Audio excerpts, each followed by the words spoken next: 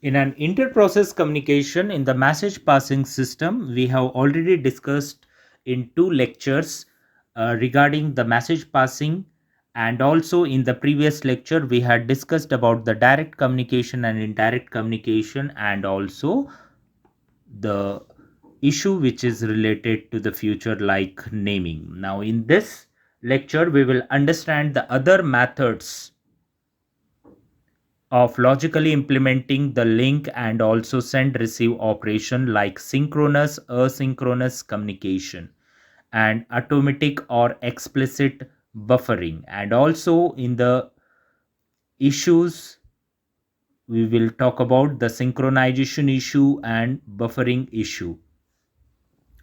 Now let us start this lecture with the synchronization. So the communication between the processes take place through the call to send and receive primitives. Now we have a send primitive and receive primitive. So the communication processes takes place through these call, send and receive primitives. Now there are different design options for implementing each primitive. So we have message passing, either blocking or non-blocking, which are also called as synchronous and asynchronous. So blocking is called as synchronous, non-blocking is called as asynchronous. So by message passing, we may use the primitives like send and receive. Now in message passing, maybe either blocking or non-blocking, or synchronous or asynchronous. So blocking is related to synchronous, non-blocking is related to asynchronous. So blocking is called synchronous, non-blocking is called asynchronous. Now here blocking send. So we have primitive send primitive, which is blocking or synchronous, right? Synchronous send we can say. So now in this primitive, the sending process is blocked until the message is received by the receiving process or by the mail box. Now what happens in the sending process is blocked. So sending process is blocked until the message is received by the receiving process or the mailbox. This is called blocking send or synchronous send. So sending process, assume that there is a P is the sending process. It will blocked until a message is received by the Q. A Q is the receiving process, or we can say A is the mailbox. So either mailbox or process receives the message until that the link is blocked. In non-blocking send, the sending process sends the message and resumes the operation. Means a P can send the message to Q and it resumes. It doesn't block the link, right? So it resumes the operation, means it performs the other operation. It doesn't wait until the message is received by the Q in non-blocking send. So therefore in this primitive, non-blocking send primitive, this is called asynchronous because it sends the sending process sends the message, that is P process sends the message and resumes its operation. It doesn't wait till the Q receives the message in non-blocking send. Similarly, blocking receive, in the receive primitive, the receiver blocks until a message is available. Similarly, as like blocking send, the receiving side also, the receiver also blocks until the message is available. This is the opposite. Non-blocking is the opposite to the blocking receive. Similarly, the receiver retrieves either a valid message or a null, means it doesn't block until a message is received, right? If it receives a valid message, receives that valid message, retrieves it, or if it doesn't receive also, it retrieves the null. So this is how the blocking and non-blocking works.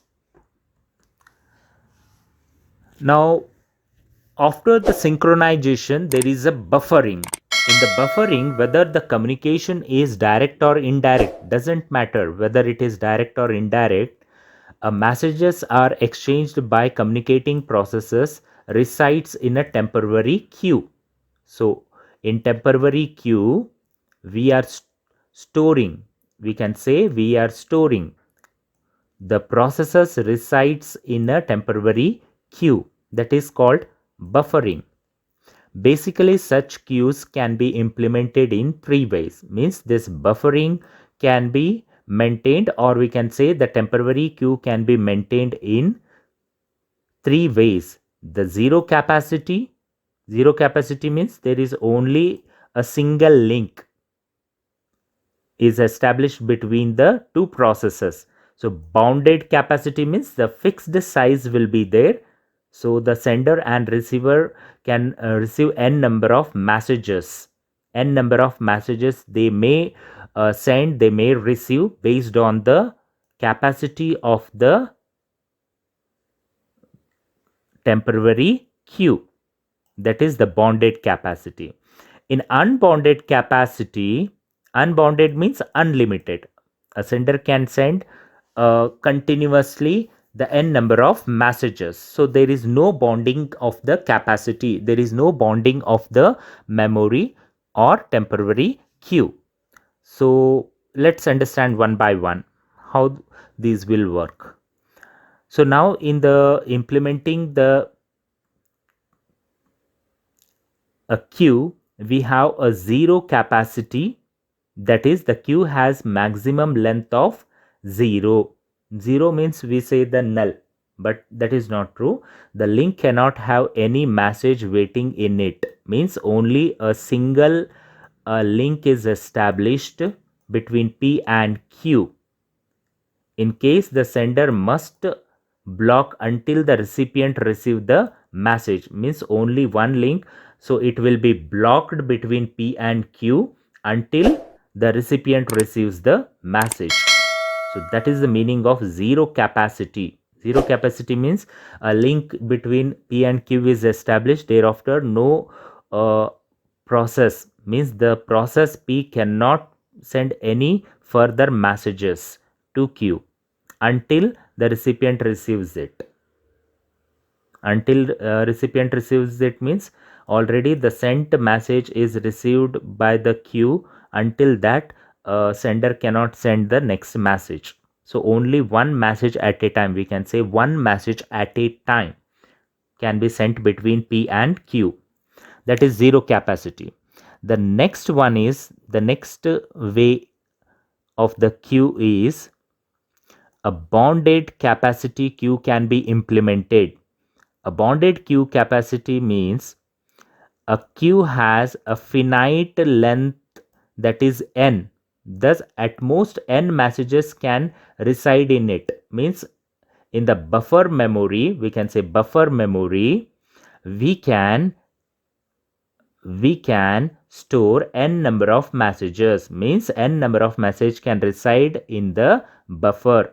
If the queue is not full, queue means a given buffer has the capacity of holding n number of n number of messages, then the message is placed in the queue. Either the message is copied or the pointer to the message is kept, and the sender can continue execution without waiting. Means if the queue is not full, then only the sender can continue executing without waiting. The link capacity is finite. However, if the link is full, means assume that capacity of this buffer is 5. Let me write one more line. Okay, 5 completed. Means if the link is full now, the sender must block. Means the sender now been blocked until the space is available in the queue. Now the buffer capacity is 5, the queue is now full, so P cannot send a continuous message, right, until what? Until the space is available, until one of or two or three processes or the message gets empty and there is a free space in the queue, then only the P can send the message. So this is called the bounded capacity, right? So in the zero capacity, only one message can be sent at a time by a sending process, but here the sending process can send n number of messages depending on the buffer capacity. Okay, the third way to implement a queue is unbounded capacity. Unbounded means the length is potentially infinite. Thus, any number of message can wait in it. The sender never blocks. Means sender keeps on sending the message. It will never block the sender, or sender cannot be hold. Sender cannot be blocked for sending the messages, so sender can keep on sending the messages, so the n number of messages can be wait in the unbounded capacity buffer. So these are the three bufferings in which we can implement the queues. Hope you understood zero capacity, bounded capacity, and unbounded. Zero means only single link is established between the P and Q until this message is received by a receiver. This block will not be get free to send the another message. In bounded capacity, n number of messages can be sent by the sending process, and whereas the unbounded capacity, there is no finite number of buffering capacity. So there is infinite means the number of messages can wait in the buffer. Now this completes the synchronous asynchronous communication and synchronization, and also automate or explicit buffering, that is the buffering issue. So hope you understood this all these three methods. So direct and indirect communication we have already discussed in previous lecture, and also the naming issues, and synchronous asynchronous communication, automatic and explicit buffering in this lecture. So thank you for watching.